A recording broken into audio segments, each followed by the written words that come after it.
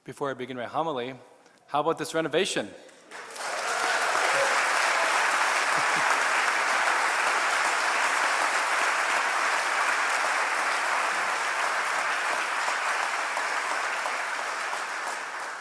Certainly, I want to thank all of you for your generosity, especially those who have given particularly for this project. As you can tell, some of the renovation pieces are not yet fully finished. You can tell part of the altar is not done, and those are not real statues. Maybe people from the side. We decided not to get real statues to save money to pay off our debt. Wait a second, we don't have a debt. So they're a little bit late. Tonight on this sacred evening, the church celebrates three primary mysteries. The first is the mystery of the priesthood, the ministerial priesthood that Jesus inaugurates so as to serve the people of God. The second is the mystery of the Holy Eucharist. It's the sacrament of unity, the sacrament of love by which we are united to Christ and receive a foretaste of really the life to come. And finally, we celebrate this mystery of the life-giving service or the humble service that each of us are called to give to one another. What's interesting is that Jesus says to his disciples after he washes his feet in today's gospel, "Do you realize what I have done for you?" I mean, Jesus is doing something that seems kind of radical, to wash the feet of his disciples. And Peter objects, and there's this kind of back and forth here, and Jesus is saying, unless I wash your feet, you have no place in me. You have no inheritance. And so Jesus washes their feet, and he says, "Do you realize what I have done for you?" And he says, "If I, therefore, the master and teacher, have washed your feet, you ought to wash one another's feet. I have given you a model to follow so that as I have done for you, you should also do." Well, this is a call for all of us in the whole church to love and serve others as Christ has loved us. This is in a particular way a call for priests to love the faithful, the people of God. And so tonight I want to just simply reflect a little bit about what the priesthood is and how is it that we are called to serve all of you. Do you realize what I have done for you? I really believe that the degree to which we realize what Jesus has done for us on the cross, by washing us of our sins, by you reconciling us to the Father, the degree to which we're aware of that and we realize that is often the degree to which we are willing to love our neighbor and to love our enemies. And I'll never forget when I first had this realization of what God has done for me. I remember I was a senior in high school, and some of you remember the story. Senior in high school, I go to this youth conference at Franciscan University of Steubenville. And in the evening talk on Saturday, the priest is preaching about the goodness and the love of God. And as the Blessed Sacrament comes by me, we're encouraged to give everything over to him, to allow him to love us. And I begin to weep and this sob. And I remember at that point, I was just overwhelmed by the love that God had for me. I had this realization that God is real and he loves me. And the other realization is that all of my sins were completely forgiven. I had never experienced a love like that. And so I was weeping. And it was a very powerful moment for me because love was revealed to me then. If you were to ask me before, do you love God? I probably would have given the pat answer, yes, I love God. Only because I have to. I have to go to church on Sunday. My parents are making me go to church on Sunday. I don't really get this stuff. But at that moment, it became real because I realized what he had done for me. And that stirred up in me a desire to respond to that kind of love. And by the way, this is one of the things that we talk about in evangelization, to lead people to a place where they want to respond by loving God with everything they have. And so when I went to Grand Valley State University, I tried living that out. And I was finding myself trying to share the gospel with people on campus. And there was an adoration chapel not too far away from the university, and I would spend my time in front of the Blessed Sacrament because that's where my transformation happened. I would kneel down before the Blessed Sacrament, and I would pray to him. And I would say, Lord, whatever you want to do in my life, I'll do it. And I asked that question that I think that all young people should ask, Lord, what do you want me to do with my life? And I just had sensed the Lord say, how about become my priest? What's interesting is I had dated all throughout high school and in college, and I believe I was dating someone at the time when he said that. I didn't think too much of it because I had come to love him. He was inviting me to love him in response. He says, sure, Lord, whatever you want. And then I realized, like, crap, priests are celibate. No. And I had this like deep struggle that was going on here. But one of the things I noticed is that there was a love inside of me that did not come from me. I had this desire to leave everything to make him known, to be someone who shares with people the life of Jesus, to lead people to Jesus and to lead Jesus to people. And it wasn't until I began to look at this, I realized that that's exactly what the priesthood is. The priesthood is to mediate, right, and to be an icon of the love of Jesus. And as I began to discover what the priesthood was, I began to ask the Lord, like, Lord, what is going on here? You have to give me a greater desire for this. And that was not very difficult for him to answer, because I started to desire to leave everything to serve the people of God. I'll be the first person to say that my desire to be a priest did not come from me. It came from him. It was not me who chose him, it's him who chose me. And Father Miguel can say the exact same thing. It is a profound mystery that God called me.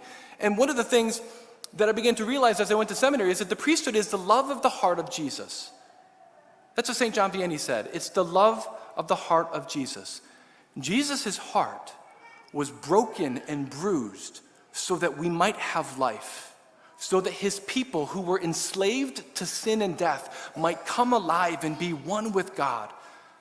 And as I began to pray as I was in the seminary, I began to see that same kind of love happening in my own life. And to be completely honest, I was really blown away from it. I was blown away by it. That he's asking me to share in his love. Remember, the priesthood is not about me, it's about you. That we have priests that are ordained, they're ordained for you so that you might have life. I exist to serve you. I am not my own. Just as a husband does not get married so that he can be with himself, a priest does not get ordained so that he can somehow choose some sort of career or to climb the ladder, if you may. I do want to be Pope one day, just so you be clear. I have full intention of climbing the ladder. Kidding. But it's this call to service. And this call to service was very profound in my own heart. And I began to realize that the priest doesn't just share in Jesus' priesthood, he shares in his spousal relationship with the church. That priest is in the person of Jesus as bridegroom, vis-a-vis the church as bride. That he sets us apart in order to love and serve you. I absolutely love that, because it's not just a simplistic analogy. It's not a cute little analogy. It's a very real thing. I mean, most priests, especially if they're pastors, have this extraordinary sense of love for the people of God. And I know that I don't express it very well, and I don't express it very often, but I love you. I really, there's something inside of me, again, it's not my love. I'm participating in something that's greater. And so this mystery of the priesthood it's about spiritual fatherhood. We're called to teach. We're called to sanctify. We're called to govern and lead. We have a very high calling. But of all the things that we're called to do, and all the things that we are privileged to do, it's to bring about and confect the Holy Eucharist. I did not leave or abandon or let go of a life with a wife and children for a symbol. I said yes to the priesthood so that I can be a person who helps bring Jesus' life-giving body and blood to the world.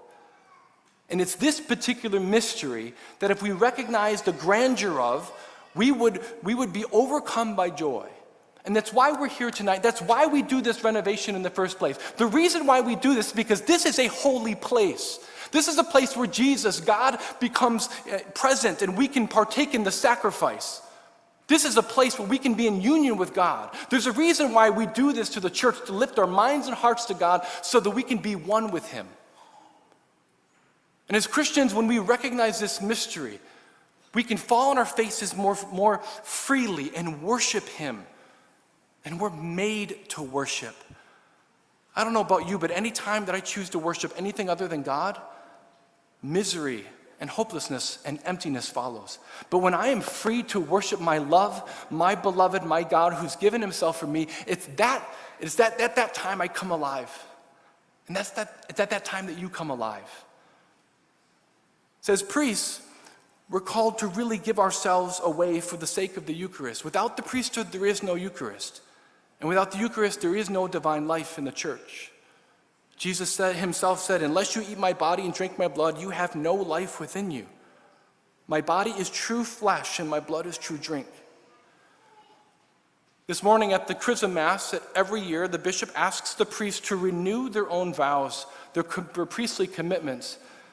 And I'm very aware that as I celebrate 13 years of priest in June, that I'm called to a standard that I cannot possibly meet on my own.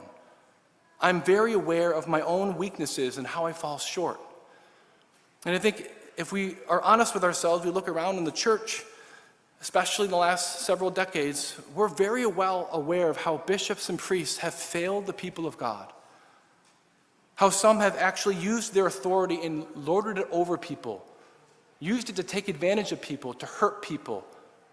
Many have been driven away from the church. It breaks my heart as a priest that there are some even teaching today things that aren't what Jesus teaches.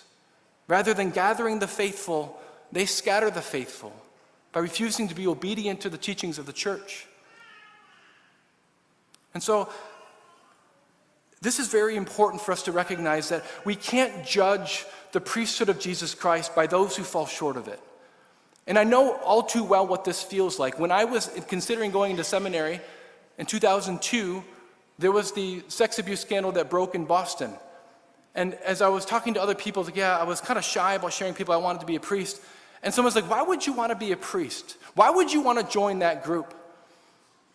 You see, for them, all they saw was abuse. All they saw was pain. And for me, what I felt God calling me to do is to replace a Judas in the church. My name is Mathias. Matthias in the Acts of the Apostles replaced a Judas. And I said, you know what? I'm not going to leave Jesus because of Judas, and I'm not going to leave the people of God who have been suffering to be all by themselves without someone to serve them. And so rather, some people are like, hey, run away from the fire. I can't. There are people in that fire. I have to go in there. And so I know my weakness. I know how much I've failed. I know that I've hurt some of you.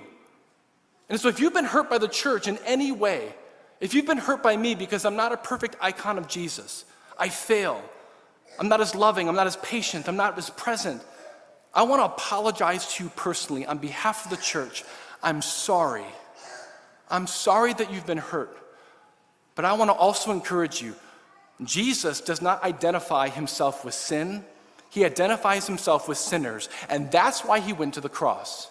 And the good news is that if I'm not canceled because of the actions of some priests, you're not canceled because of the action of some Christians. We are in the business of being redeemed, amen? He gives us second chances. He gives the church his life. He gives the church his promise that he will always be with her. Let's remember today as we celebrate this extraordinary mystery of the priesthood, that God would set people apart to have them to love and to serve and to bring us the Holy Eucharist through them. Let us remember that this is a call to love that is gifted from the very heart of Jesus himself. In just a couple minutes, Father Miguel and I will be washing the feet of 12 parishioners. This act is just to imitate him, to imitate his love. It's to be like him. So I want you to see in this washing of the feet a symbol of not our love, but of Christ's love for you. And as you see that, remember that you're called to live out that mystery of loving and humble service to others. Because at its core and at its heart, that is what the Eucharist, the gift from the priesthood, is all about.